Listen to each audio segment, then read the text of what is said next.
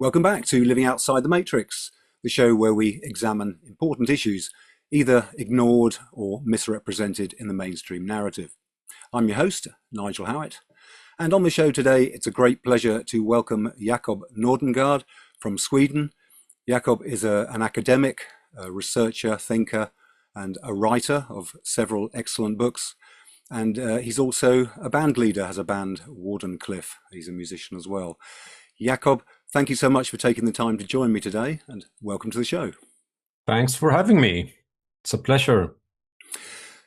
Jakob, maybe you could start by way of introducing yourself, just very briefly, how you got into all this. But specifically today, I'd like to sort of pick up the spiritual component of the path to our digital enslavement, as you've discussed in your work. So maybe you could introduce yourself with reference to how you sort of picked up this mystical thread of the global coup d'etat, as it were. Well, shall I start? My background, I have a PhD in science and technology studies from Linköping University, and but of course I started my research interest long before that, in the 90s, when I was a student in culture and media production, and but in the and I worked a couple of years after that. I wrote a master thesis about the cultural heritage of cities and things that happened with the cityscapes in my hometown, and a lot of actually about power over the physical environment that I later could transfer to the European Union and the world scene. It was the same kind of logic in how power operates on the local scale and the global scale. But I started with the city, and then I started to at a geography program at the same university, and studying energy and oil, and the question of the peak oil that intrigued me at the time. I thought a lot about how it would affect our civilization if oil would run out, and when I went into the climate change question and how much impact climate would have on our societies. And later I found a lot of connections where I started to investigate the power structures behind, and who are the ones that are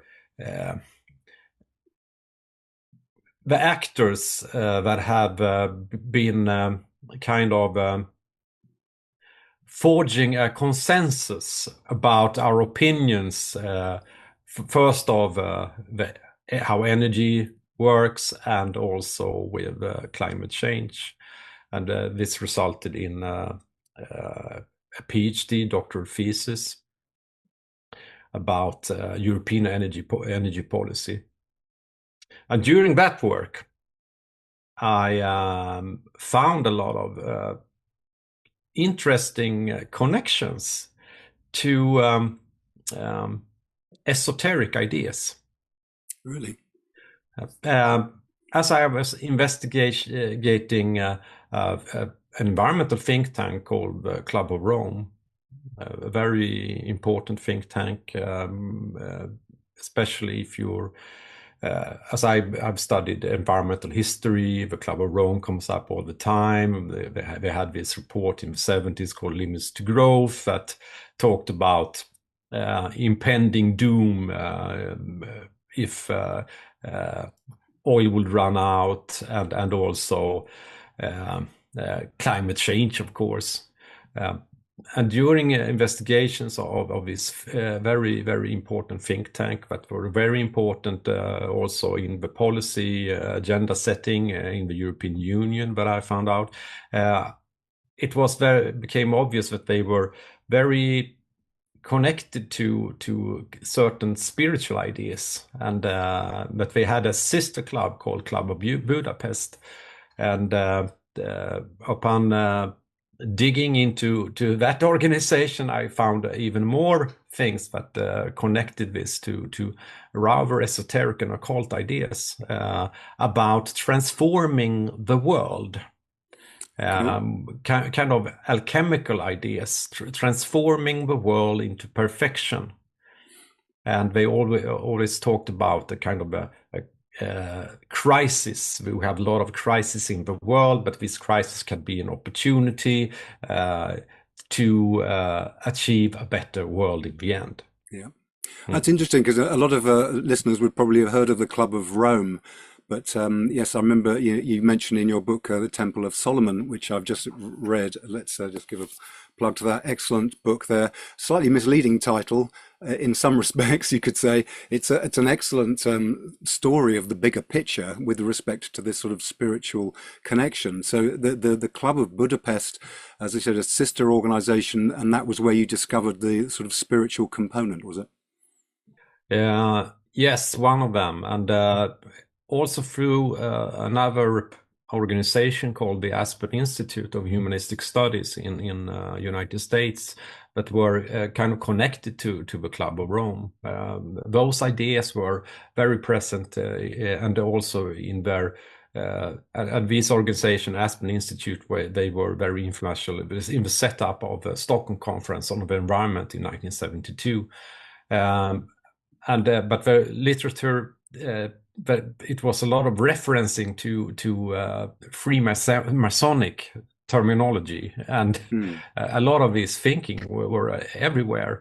And for me, it wasn't the first time I've encountered esoteric ideas. I have been interested in these matters and subjects since I was a teenager. So I recognized this from my earlier interests in studying religion and occultism.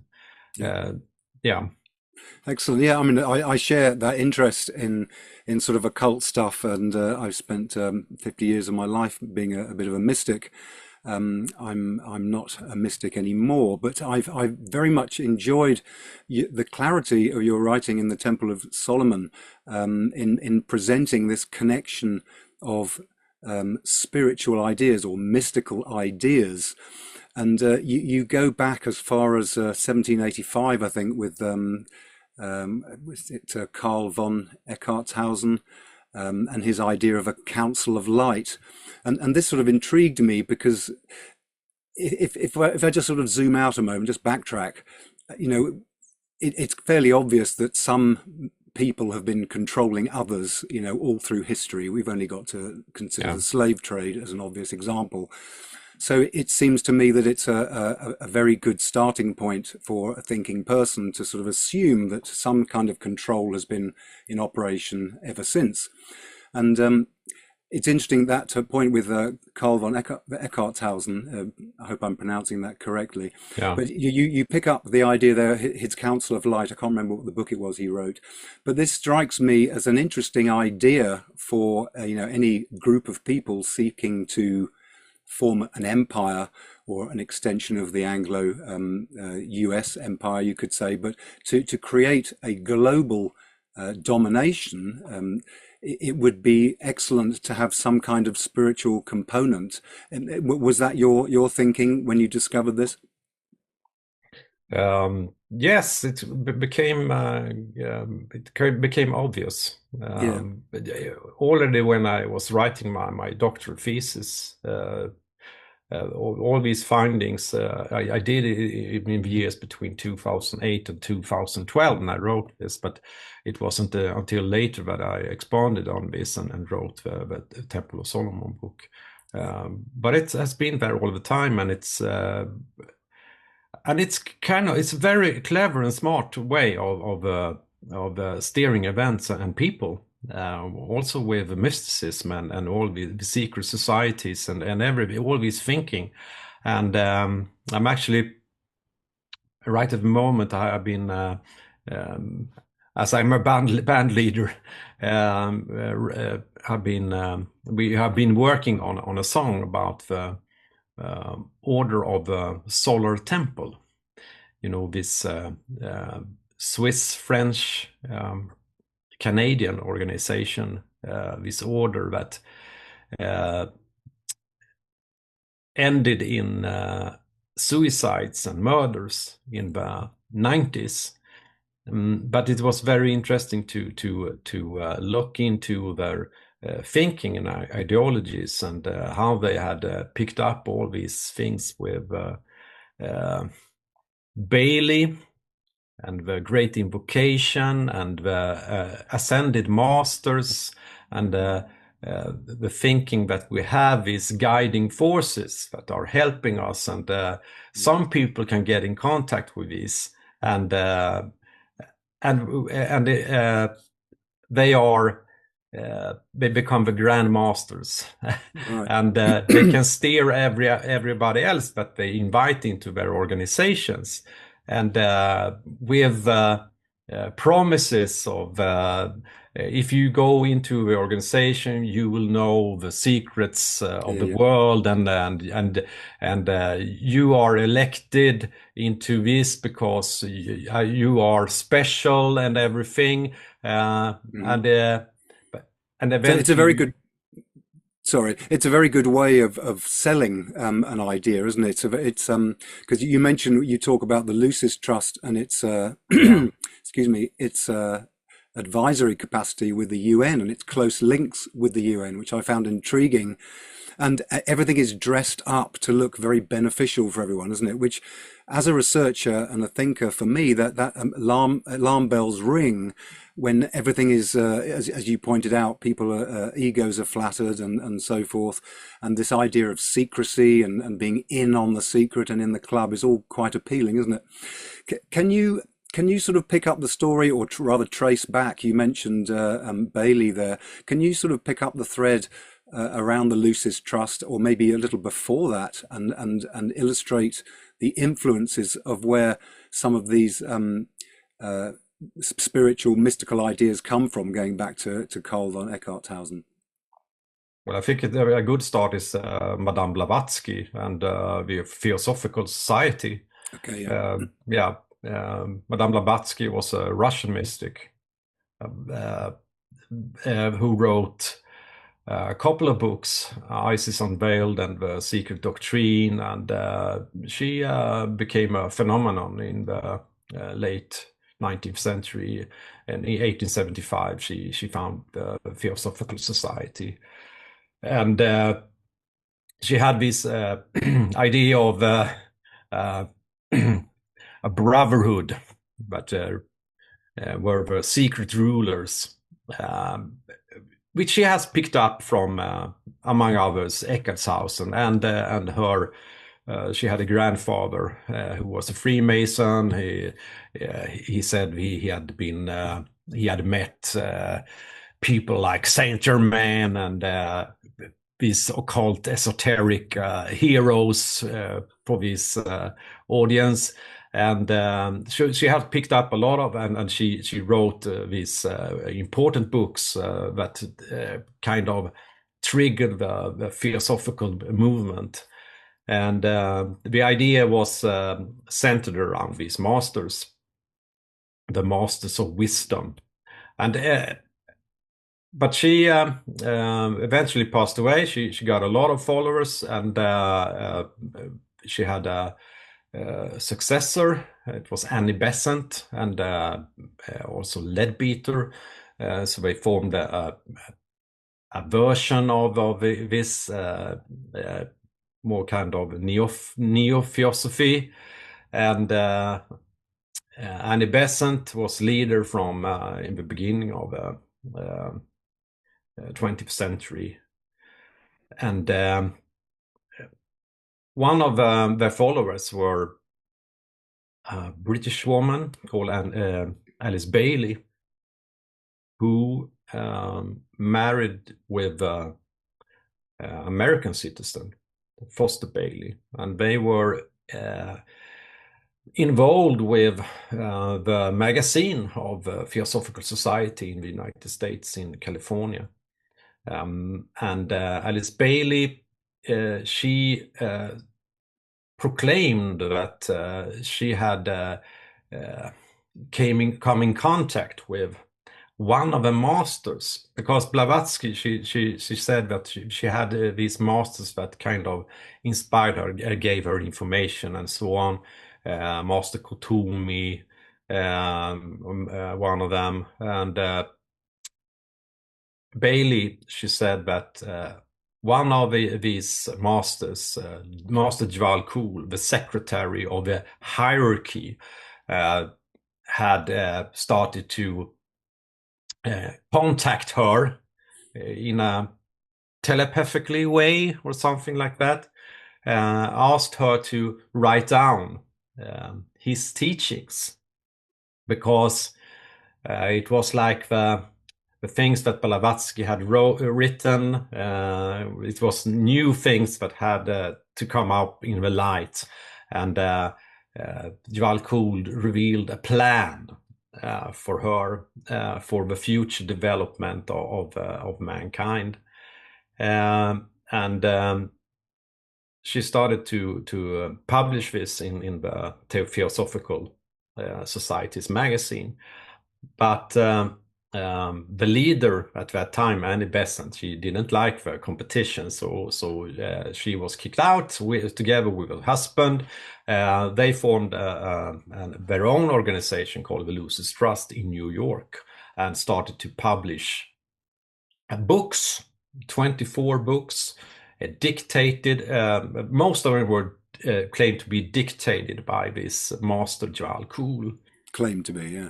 Claimed to be, yeah, exactly. That's the thing. That's how you can't just write something yourself. It's who is Alice Bailey. It's better to have a master behind you, because that's will make people interesting, and it's coming from some of the wisdoms of masters of wisdom.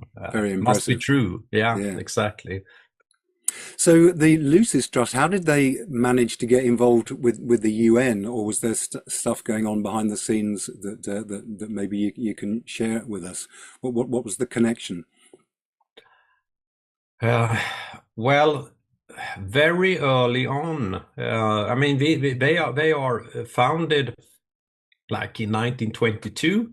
And 1919, the first book is written. This is around the time when the League of Nations is founded. Right, yeah. And some key people in the society or the Lucis Trust, they are very close to the ideas of people like Jan Smuts, who are behind the...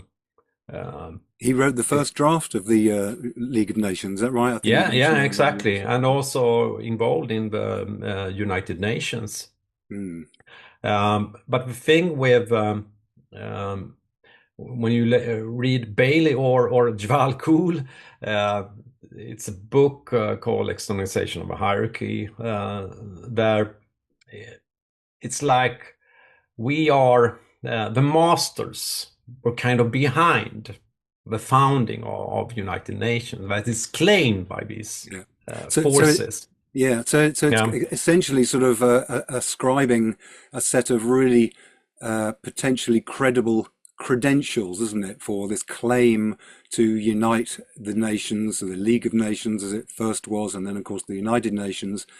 It's a great sort of spin, I suppose is the right word as well, a good sort of PR stunt to dress up an idea for global governance behind, as you said, spiritual masters have said this is the way forward. Oh well, it must be true then, and it lends a lot of credibility, and it sort of places the idea on the side of the good, doesn't it, in a sort of a general sense, I suppose. Would you agree with that? Yes, absolutely. And they form an organization called World Goodwill during this time, and squeaky clean title, that, isn't it? Yes, so we're all working for the good, and at the same time as the United Nations is founded in 1945, they Yeah. introduce a kind of an invocation or prayer called the Great Invocation, that they use in their ceremonies ever since.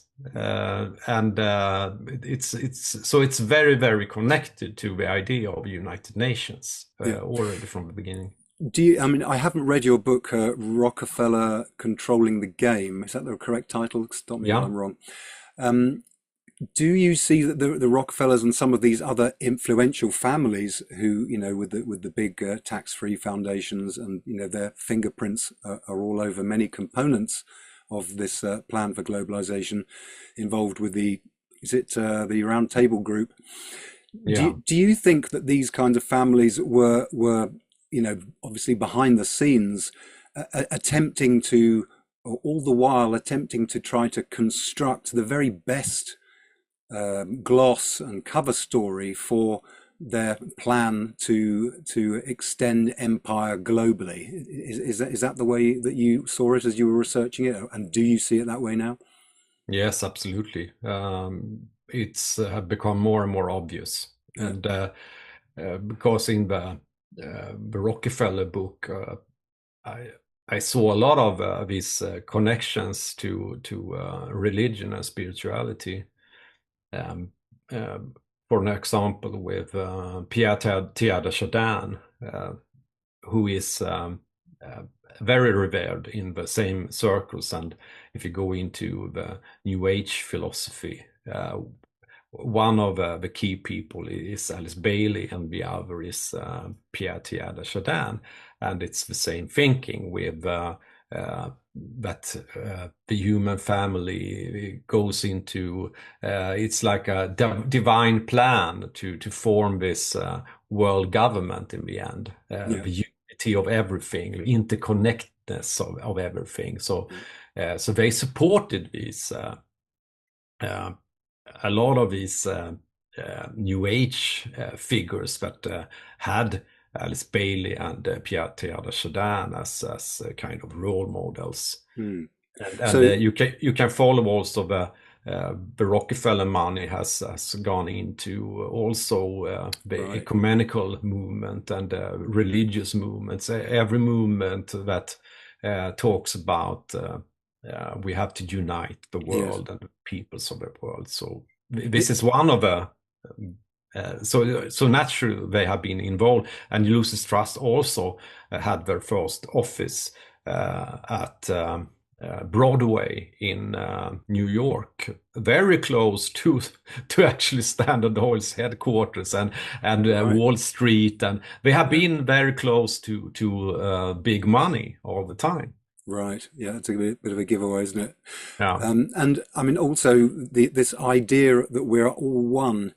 You hear many sort of mystical, people who consider themselves sort of awake and switched on these days. You hear many sort of people sort of running barefoot through the woods. These sort of trendy festivals, medicine festival and so forth here in the yeah, UK. I'm sure there are continental equivalents where everyone likes to jump on board of the idea that we are all one. And of course, it sounds very fluffy and cozy and comforting that we should all be part of one happy family. Again, it's a squeaky clean idea, but it really has always struck me as being a sort of a spiritual foothold in the door for political unity. If we all consider that we're one spiritually, then it's only a short step to just agreeing to all jump into the same political boat together. But yeah, so maybe we can develop that, because you also talk in your book, The Temple of Solomon, about how this all gets technological. And I suppose if we think ourselves into the shoes of these conspirators trying to create their new world order, which they have openly written about, it's the open conspiracy, it would have been a sort of the technological state of our culture is a moving feast, of course, wasn't it? So I imagine that their plans must have been sort of would have been modified on the hoof, as it were. Can you lead us into the sort of technological aspect of this spiritual path to our digital enslavement, as you put it? Yes, I mean, this connects it to transhumanism, and if you go into the teachings of Pierre Tiada Chardin, he talks about this. He talks about the technological development and also the development of the post-human.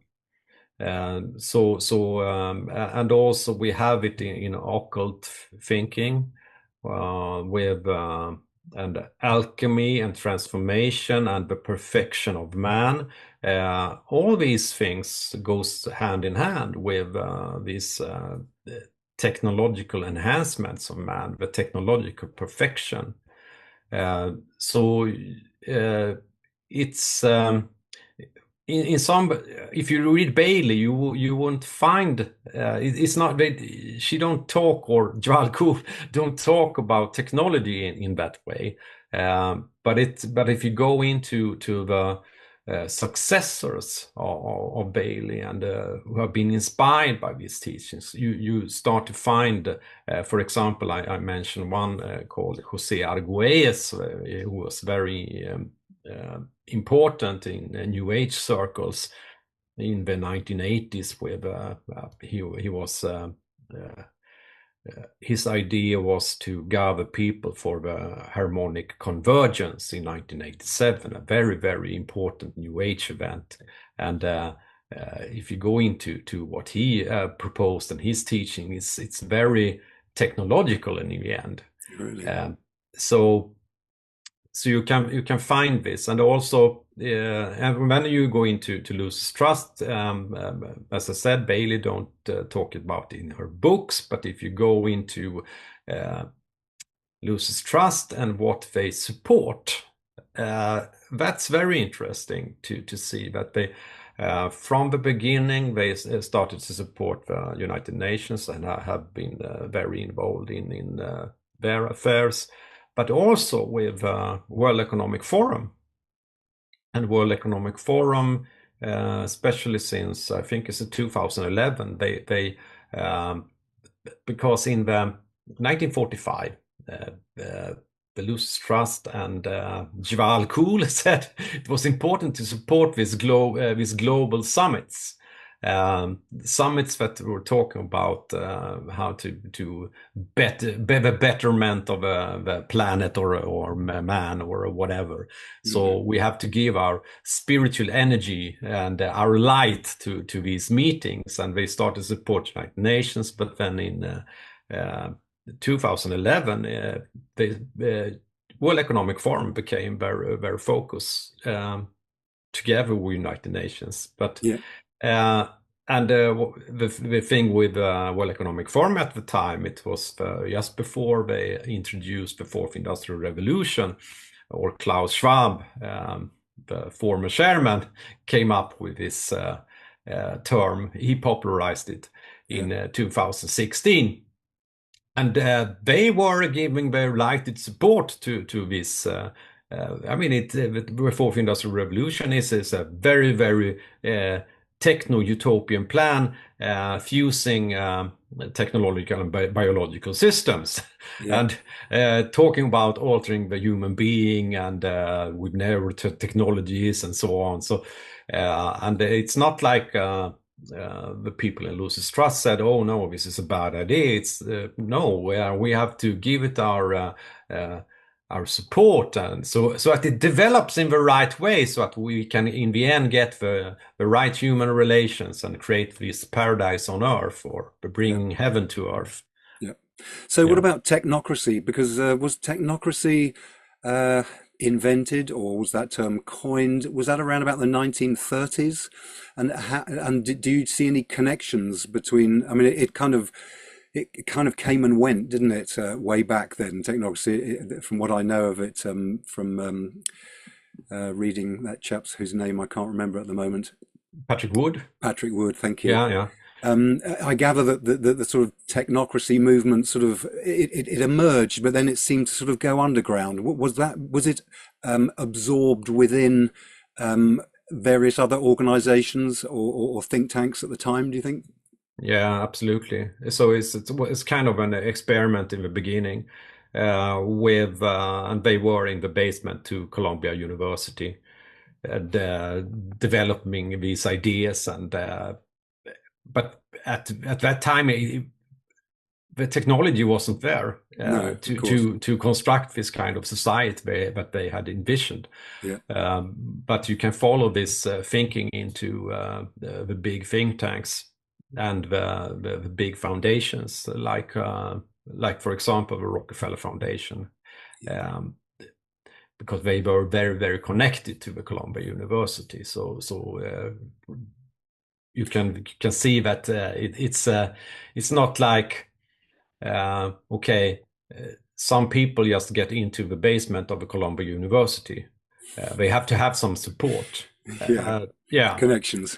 Connections, and then they let this movement be an experiment, and then they will make an evaluation of was it success? How can we do it better? And then they take these ideas and developing it further, and they did.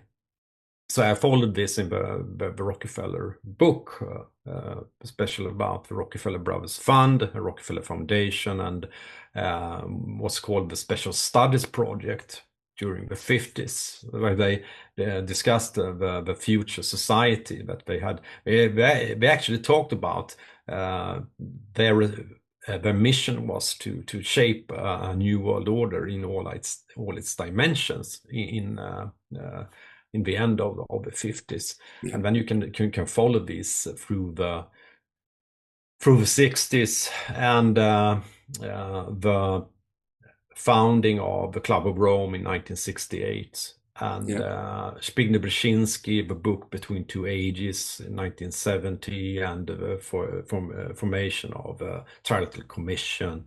But you can trace it back to the technocracy movement and that kind of thinking. So it was there. So did you say the great was it invocation? Was that in 1945, where they came up with a prayer, essentially, wasn't it? A prayer that could unite everyone under this, nice, fluffy, cozy sounding oneness and all that good stuff.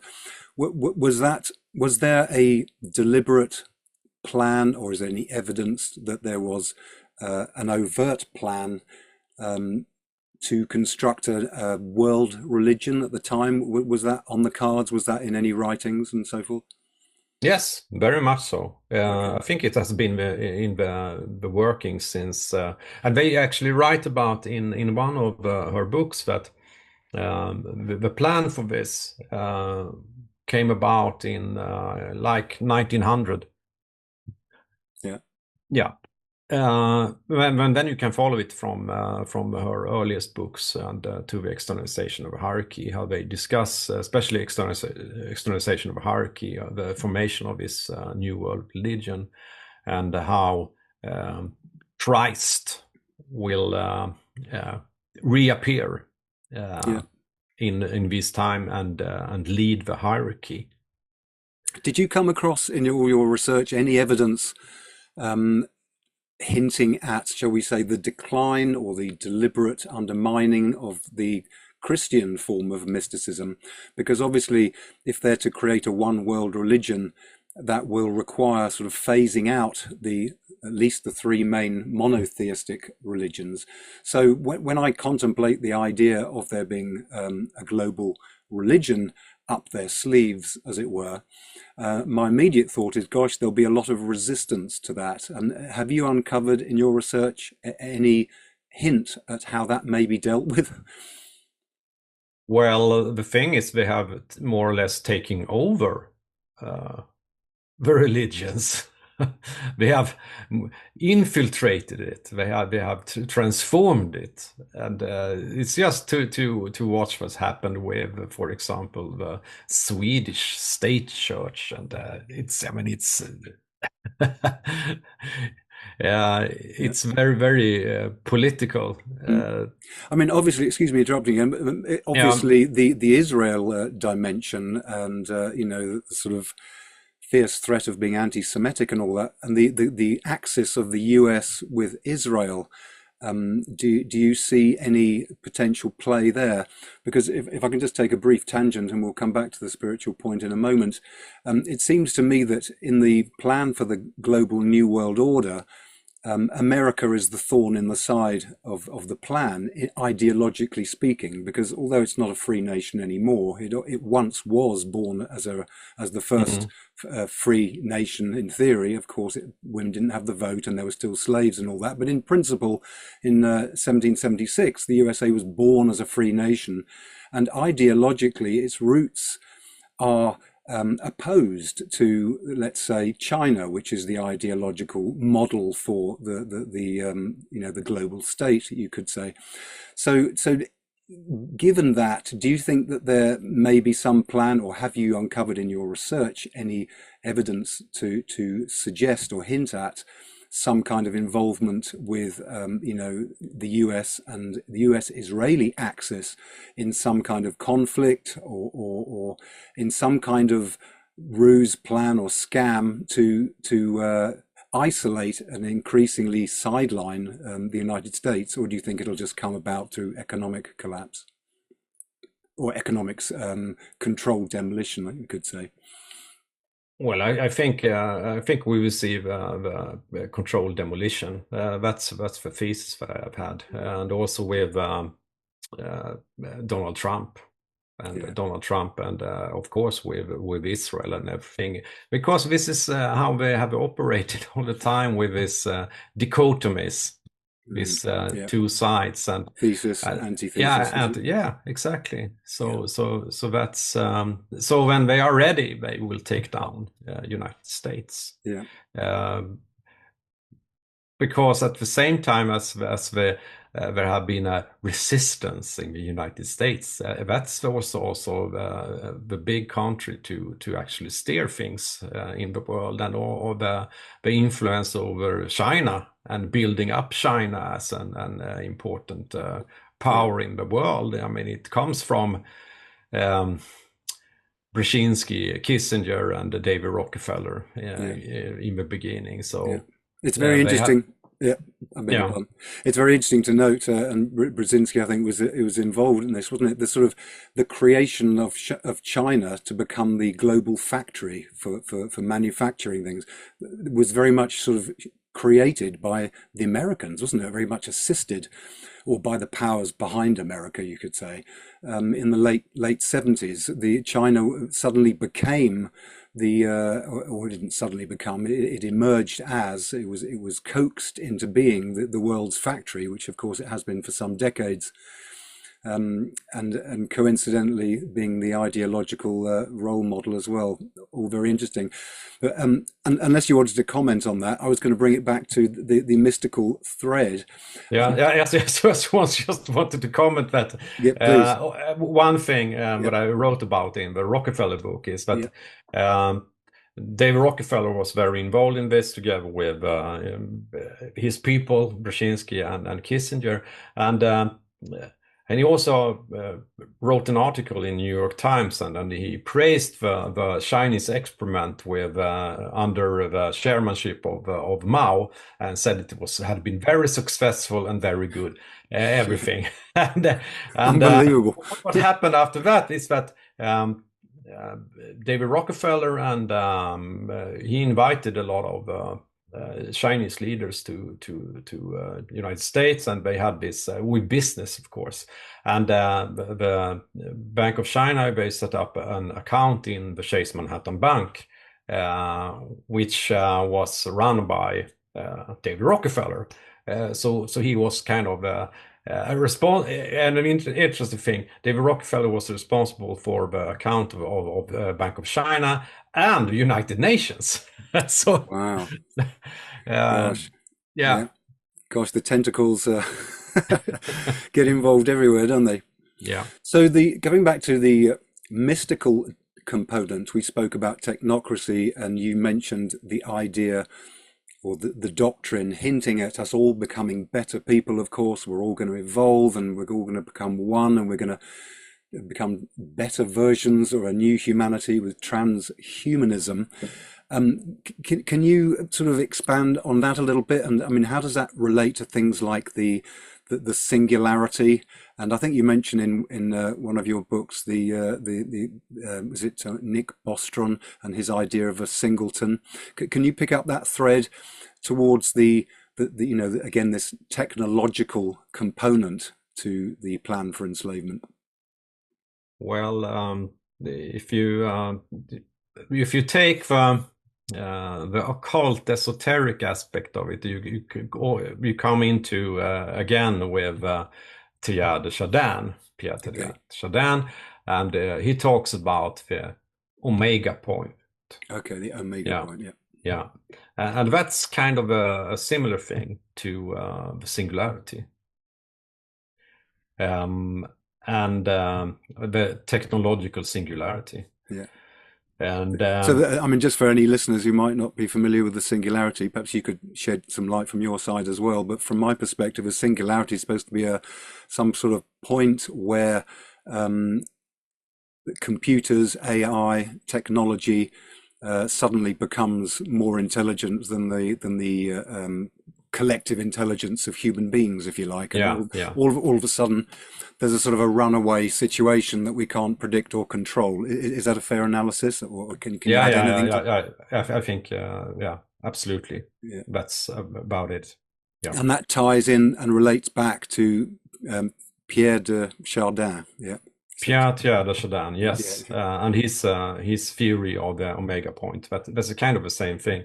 With what happened during this event with the omega point, but he talks about the coming of the Christ, the Christ intelligence.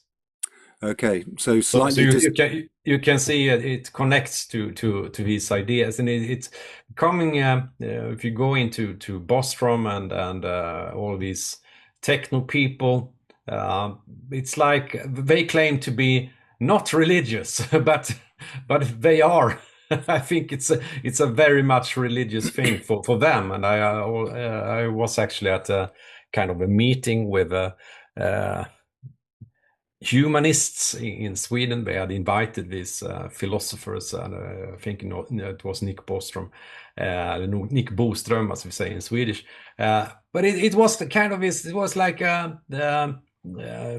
this revival meeting with this religious thing, and everybody was praise what was going to happen, and it's like our savior will come, but in the form of technology, and the technology is our God, and so it's very interesting to study the behavior of this kind of humanist people, secular humanists that don't believe in anything, but they act as they are. In the church and praising this development. It makes me wonder whether they're acting to a certain extent, whether they're pretending to be spiritual. Because I mean, if we bear in mind that this whole spiritual mystical story is it can't be real. I mean, and even if people are out there are mystics and so forth and believe that there might be ascended masters, it couldn't be true that any plan to make human life better would involve enslaving people. I mean, that's a contradiction. I mean, nobody wants to have their destiny assigned to them. I'm sure not many people in Europe would wish to live in China under a social credit score, where if you say the wrong thing, criticize the government, you suddenly find you can't use flights, you can't use trains, you can't get your children into schools. A system that, silences dissent is clearly immoral. I mean, it's nobody would want to live in that. So it comes back to this point that any idea that somebody claims is good for our greater good, for everyone's betterment, as soon as it involves some people deciding what happens and then enforcing it on everyone else, as soon as that happens, the idea has turned poisonous. So it kind of can't be, if you look at the morality of it, it can't be a genuine spiritual idea, even for those people who are mystics and might believe in those things. So to me, it very much looks like these plotters are sort of dressing themselves up in in spiritual clothing, as it were, to try to, maybe it's to try and get people on board their idea, to sell their idea. But it's interesting you say that in some respects that they all claim to be quite non-religious. What was the word you used a minute ago? I can't remember. That they sort of distance themselves from religion. If you go to those people who are the transhumanists, they often claim that they are non-religious. Right. But you find the thinking in the esoteric side, there it is very spiritual and religious and everything. But it's interesting to watch these two communities where you have Pierre de Chardin and the Bailey side and these technophiles, but they are very similar in one way, but they claim to be more or less hate each other. That's a common thread. But it's the same thing in the end. Yeah. It's the end, same end result, and they are kind of helping each other to get to this omega point or the singularity. Yeah, the same fundamentals. If you watch what happens with Lucis Trust, it's became more obvious that they are into this technological side of it. It was not that obvious like 20 years ago, but now you can see what the truth's coming out.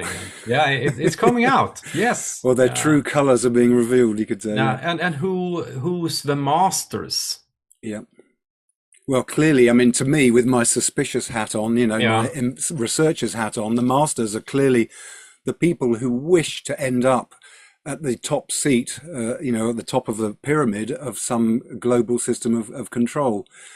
But and you can find it all the time in this. I started to talk about this order of the solar temple, where you have a leader in this organization claiming to have contact with the masters that directs things, and everybody has to follow because the masters on Sirius is saying this, and they are more evolved than we are, so we just have to obey. And I'm the only one that can talk to these people, so that's the smart thing with it. I am. Yeah, it's great, isn't it? If you can claim the highest credentials for your idea, then I guess a lot of people would fall for that. But I mean, for me, and I imagine yourself too, suspicious researchers who can see a larger picture, it looks quite clearly to be, as we say in English, a ruse, a scam, a con. Absolutely. This sort of thing to sucker people in on a spiritual ticket. And this is like we have these small cults that are everywhere, New Age cults, but it's like now we have a global cult. Everything that has to do with the environmental agenda and so on. It's very cultish in the end. Yeah. And so we try to bring it to a global level. Yeah. So the technological thing, we know that, again, from the perspective of those who would wish to control everyone else. Things like RFID chips, the RFID chips, these things injected directly into bodies potential. I mean, they're already in cats and dogs in the UK. I don't know about Europe, but but it's the same in Sweden. Yeah, we have to have. Yeah. It's compulsory to have your vets electronically tagged, and obviously, it's just a short step to doing that to human beings. Yeah. But there's no way I'm going to take that. But this again is part of the this is the technological component, if you like, to this idea of man and machine, I suppose, merging and becoming better. Have you uncovered any ideas around this in your research? The transhumanist or the singularity and these other ideas. I sometimes get the impression from various things that quotes from Klaus Schwab and his teams that you mustn't be left behind. You mustn't be left behind in this technological thing. So in order to benefit from AI, we've got to, you've got to merge with the machines. This seems to me as a a justification, a means of selling the idea, sort of some PR, some spin to sell the idea of people effectively choosing to be electronically tagged. Do you think that's Yes, a of course. plausible conclusion? You don't want to be on the loser's side, as Klaus Schwab said. Or So left just do behind? it. Yeah. Yeah, and that's how we are doing it. Of course, it's becoming very, very hard to live in a society without using these devices. And without a smartphone, and in Sweden, it's I mean, it's very, very hard to pay things without cash Yes, nowadays. I visited Sweden recently, and I noticed the same. Some friends of mine in Sweden pointing out the how rare it is to be able to actually buy something with cash. In the UK, we're not quite as far down that Mm. road as Sweden is, fortunately. But how concerned are you, Jakob, about this digital ID? I guess is the first phase, isn't it, as the foundation stone to then lay the compulsory digital currency upon. How concerned are you, and how close do you think we are from it? And is there any resistance to it? Uh, yes. Well, it's a concern. It's a big concern because it's a cornerstone in the new digital infrastructure, or the global digital public infrastructure that they decided upon in India in 2023 at the G20 summit. They talked about this system, and they have since worked on it and presented this. And that, of course, it built on what happened during COVID. pandemic. Yeah. So you have to have this, and so everything is built on this. And I recently wrote an article also about how they want to create a climate global digital infrastructure connected this to the goals of climate change, and that of course is carbon use and Right. Okay. everything that has to do with humans. So they are connecting these systems, Okay. So and your carbon footprint effectively being recorded along with your digital yeah, ID. Is that what you mean? Yeah. everything what you're doing, and it's all about energy, of course, because what kind of things you use, how much energy has been used for it, and that's the carbon print. Yeah. And that's a technocratic concept from the 30s, but they use carbon instead of energy, but it's essentially the same thing. Yeah. Yeah. So it's it's a big concern because now they want to achieve this, and 2030 is an important year for these people that are driving this agenda. Yes. Yeah. I must admit, I'm very concerned about these movements here in the UK. And what concerns me most is the lack of resistance to the idea. But and if I can just backtrack and pick up one more thing, was it Madame Blavatsky or was it Bailey? I think in your book, The Temple of Solomon, you mentioned that 2025, the year that we're in now, or coming to the close of, was mentioned as a prediction. Obviously, how accurate can these things be? But an estimation of when these ascended masters, as they claim, would externalize onto the world stage. Can you tell us a little bit about that? And do you see anything happening with respect to that idea? Yes, this 2025 it was what it was in the book from Externalization of a Hierarchy, written in the late 30s and early 40s, Okay, and that long ago. published in 1957. So they talked about how a new order would emerge after the Second World War. And in the end, up till 2025, they would be almost finished with this new system. And at this time, 2025, they would have a meeting because the masters, they have a big meeting every 100 years. So they had one 1925, and now it's 2025. And on that meeting, they would decide on the time to externalize and rule openly on the world stage. Okay. And Do we can see that they also claimed in a book from the first book published in 1922 that all big organizations in the world and corporations and so on, they would have an initiate running them. which book does this come from? It's called Initiation Solar, Human Solar. I don't remember exact title. No worries. Who is it written by? Bailey, Alice Bailey. Okay, It was so, the first book by yeah.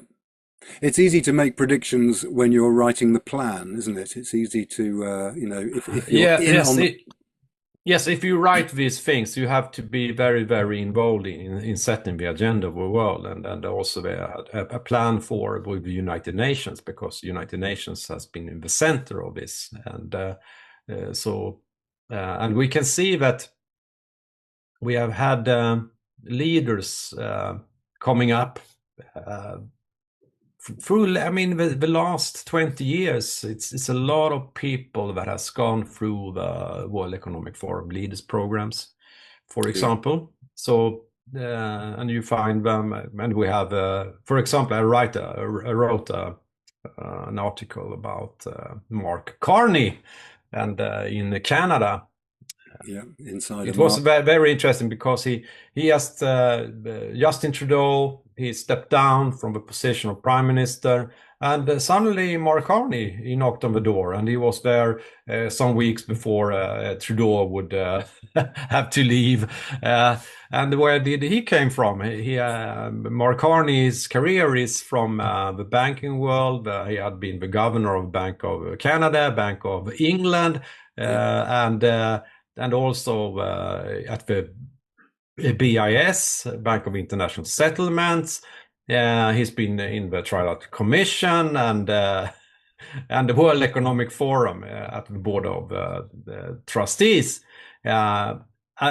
So he very much an insider, very, very, very into it. It's not like it's more like he stepped down from the position he had in the middle of a financial system and running a country like Canada instead.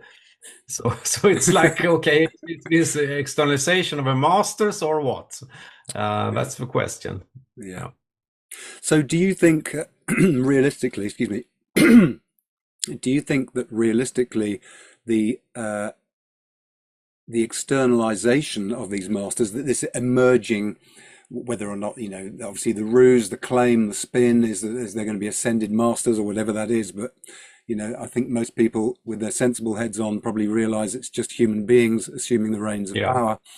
Do you think that's likely to come after things like the digital currency are in place on top of the digital identity? Do you see that as being a key sort of last bar of the prison, you could refer to it as, or a key last piece of the puzzle to sort of lock everything in place? Because it seems to me that that's a very crucial part of the whole digital enslavement.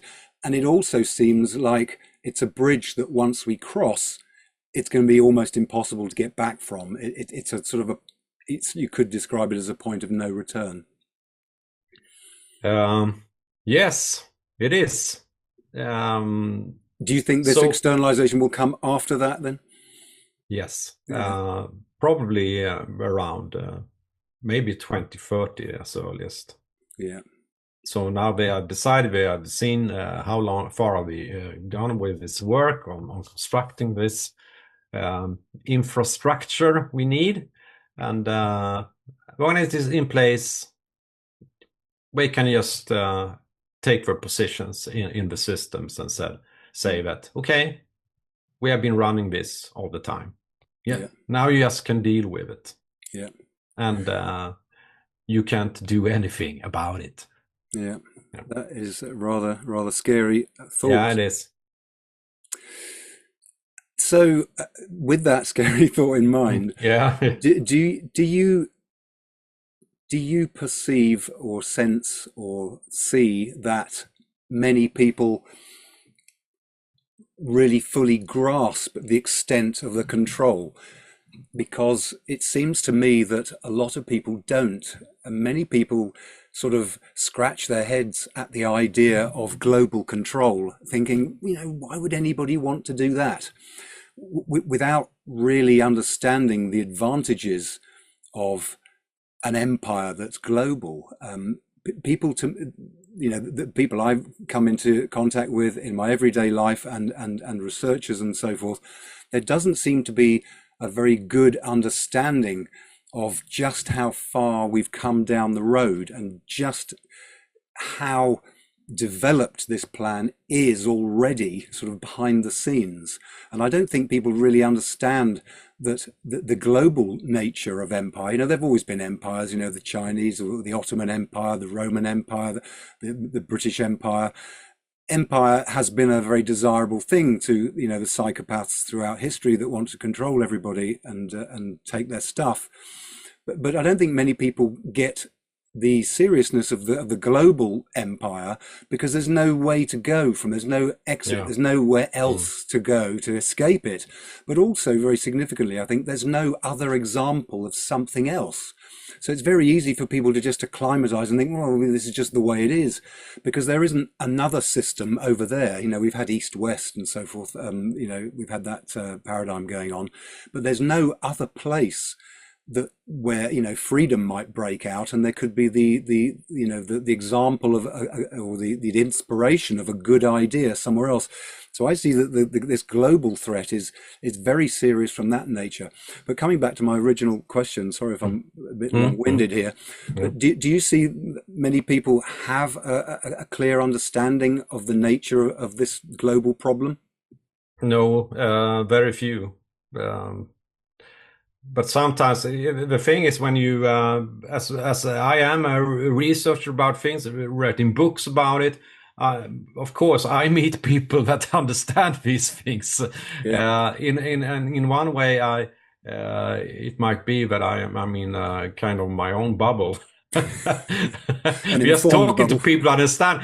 So sometimes it's important also to discuss this with other people. Yes. And but it's very hard to grasp this, and to have this, to understand these processes. It's not that many people that can handle this.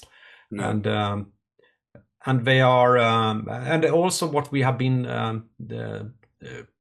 taught in school. And it's never about understanding the how everything works together.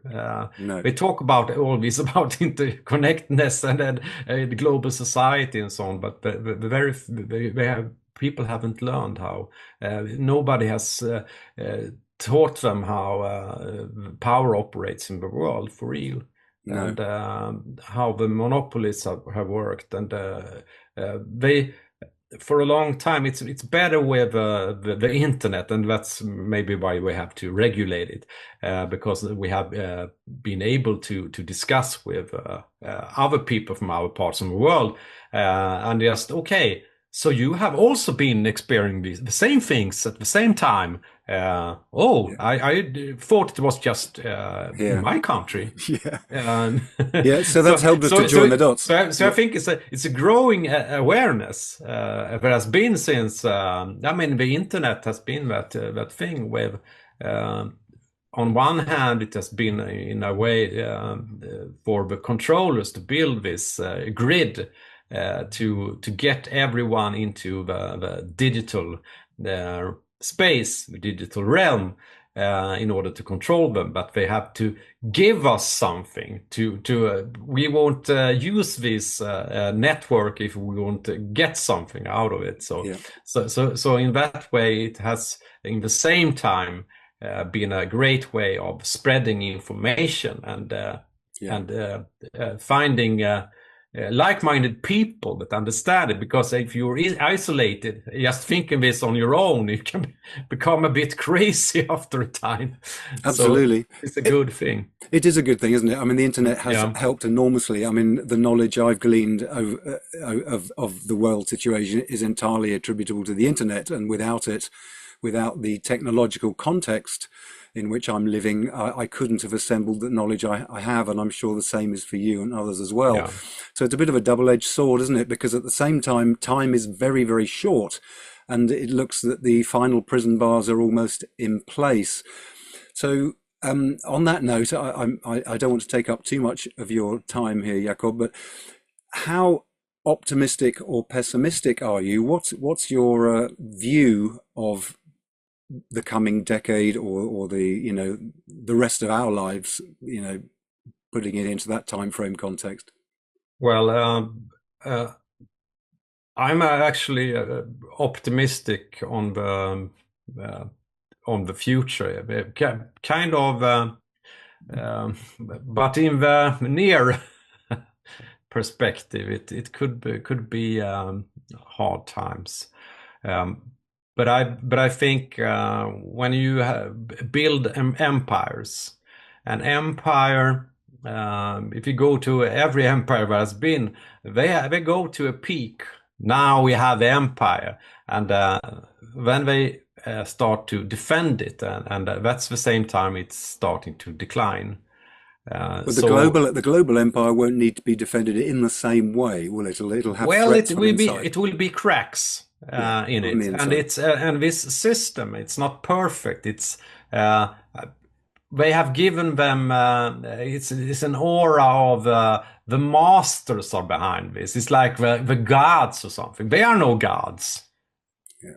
They are like you and me. They just have more power and have convinced us that they have these divine right or whatever to do this. But they are simply people. They are smart, but this system can't function in the long run. It needs a lot of energy, and just the thing now with Donald Trump, and he has this energy emergency. We need to have new energy for this AI server halls, gigantic things that we are building everywhere. And it takes a lot of energy to make this function. And the reality we live in don't. It's the artificial system that needs this all the time. So it takes a lot of energy to maintain it, and so that will become harder all the time. So it can't work forever. I don't think that. No, I agree. I agree with you that it can't last forever. But I mean, when I look at China as a model, I mean, you know, as I hinted at earlier, I certainly wouldn't want to be living in China under that kind of system. It would be a hellish nightmare. I completely agree that an enslaved humanity could not last. I'm 100% convinced that it couldn't endure. It couldn't stand the test of time. But what concerns me is that it might last for several decades. You know, it might last for almost a century at the outset. I mean, I don't know. It's an informed guess, I suppose. But do you think that or what's your best guess, I suppose, is all we can call it, for the sort of timeline until it does fall apart? Can you offer us any optimistic thoughts? I like hearing the optimistic stuff. Yeah. It's easy to become depressed when we think about these matters. Yeah. It's very different to actually come up with prediction. Yeah. I mean, I'm not really asking for one, just a sense of, you know, do you think it's 10, 20 years, you know, I mean, or any thoughts you have around that idea? I'm not asking for a prediction. Of course, we can't give one.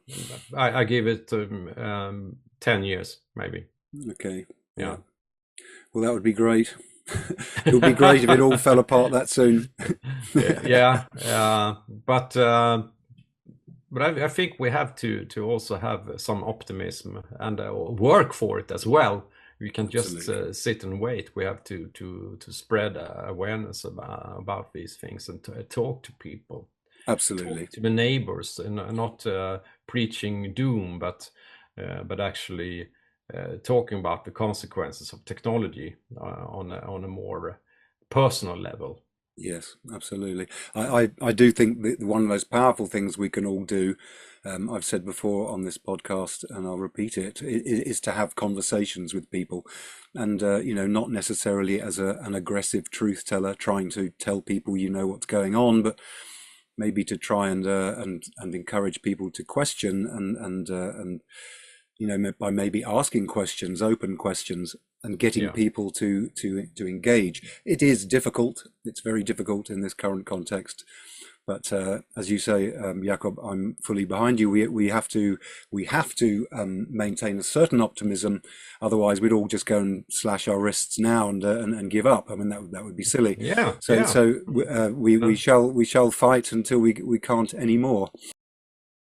And I believe there are a true spirituality, a true spiritual side, and I think, and I've seen example of it, but I have received help during difficult periods of my life that has told me that okay, um, we are not alone.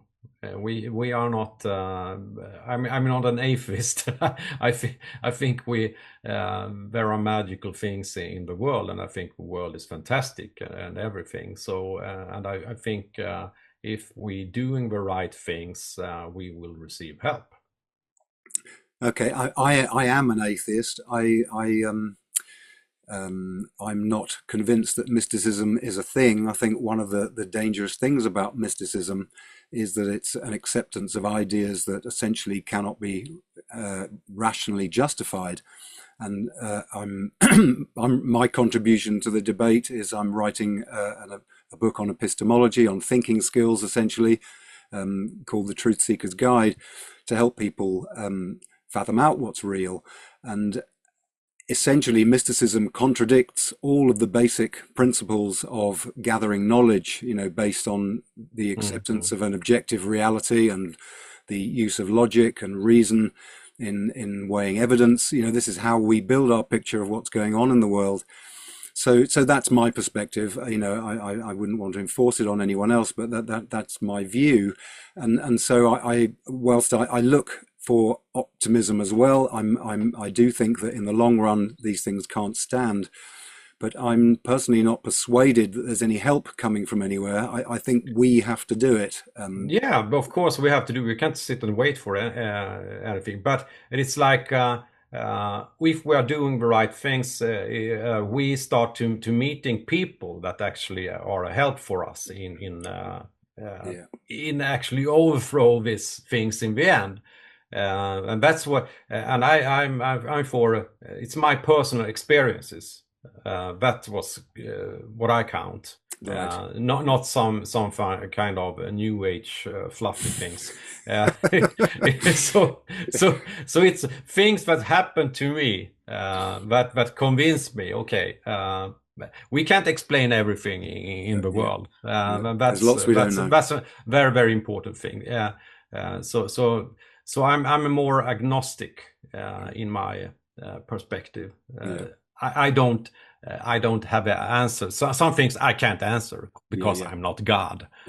Absolutely. So me too. I'm with you on that. But well, look, Jakob, is there anything else you'd like to say in terms of closing comments? If there's anything you'd like to wrap up or mention, or if anything of yours you'd like to plug. I've mentioned one of your books here, which I've got a lot from, The Temple of Solomon. Perhaps you'd like to mention some others. I know you have one called The Global Coup d'etat and Rockefeller Controlling the Game. And there we go. Yeah, that's the Global Coup d'etat. And I should start with this. This is Rockefeller controlling the game. And this is it's has grown out of my PhD work with my thesis about European energy policy.